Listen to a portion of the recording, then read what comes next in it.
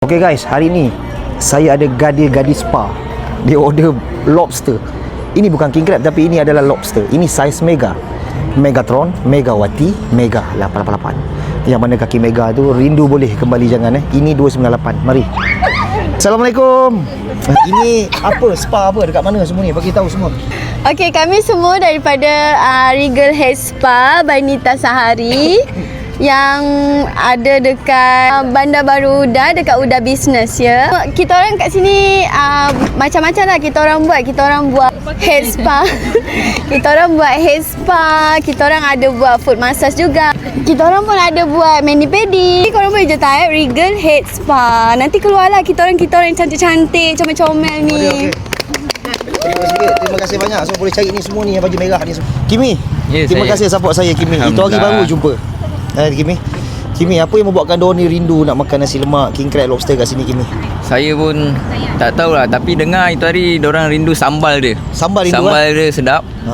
Diorang cakap sampai tak boleh tidur malam, macam nak bawa bungkus balik. Okey, tapi itu order terlebih sampai tak habis kan? Ya, betul. Rasa last month bulan lepas Bulan lepas. Okey, baik. Dan ni maknya Kak Nita Syahri yang selalu sangat support saya.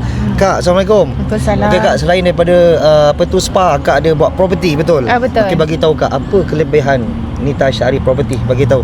Nita Sari Properties pertama adalah 100% Bumi Putra di Johor Bahru dan kami beli rumah secara tunai dalam masa 3 hari sahaja. Ya.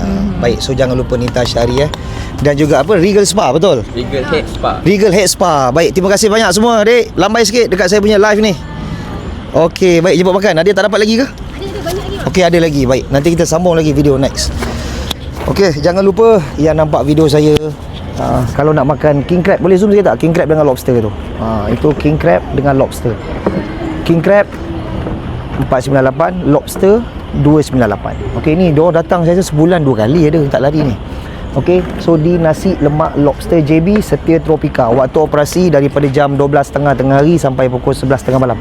Jangan lupa dapatkan saya punya sambal bilis garing Abang Lobster. Ini 100% ikan bilis mata biru.